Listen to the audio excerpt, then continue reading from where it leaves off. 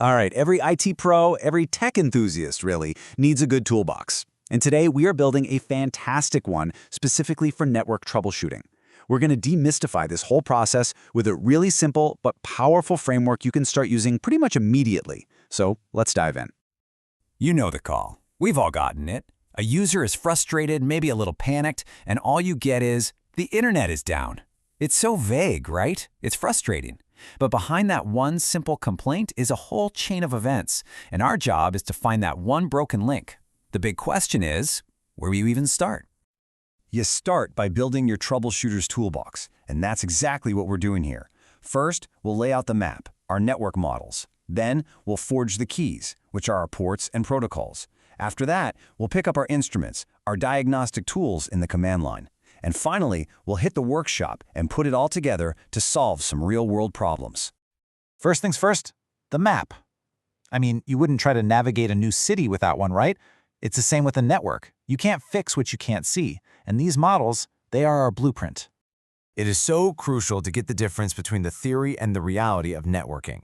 On one hand, you have the OSI model. It's this perfect 7-layer academic framework. It's great for learning, but in the real world, the internet actually runs on the TCP/IP model you see on the right.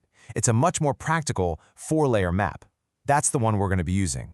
So we've got our map, but a map just shows you where the buildings are. It doesn't actually get you inside.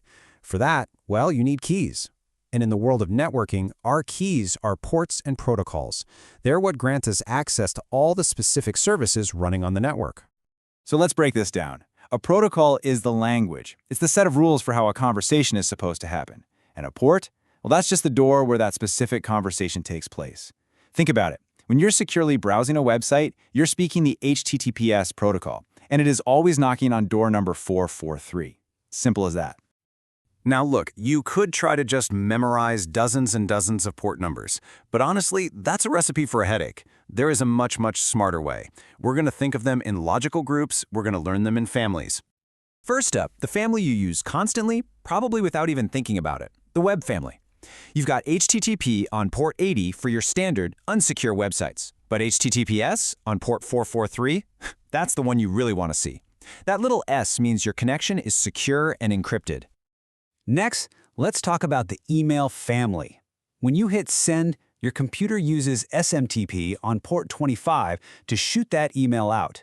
Then, when you receive mail, older systems might use POP3 on port 110, but most modern email uses IMAP4 on port 143, which is way better for keeping your mail synced up between your phone and your laptop.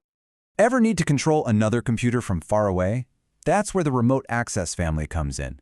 SSH on port 22 is your best friend here. It's secure, it's encrypted.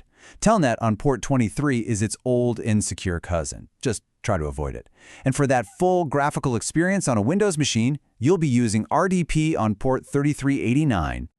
And finally, we have the family for moving files and looking up users. FTP on port 21 is the classic for file transfers. SMB on port 445 is the quiet workhorse behind all of Windows file sharing. And LDAP on 389 is what huge organizations use for their directories, like Active Directory.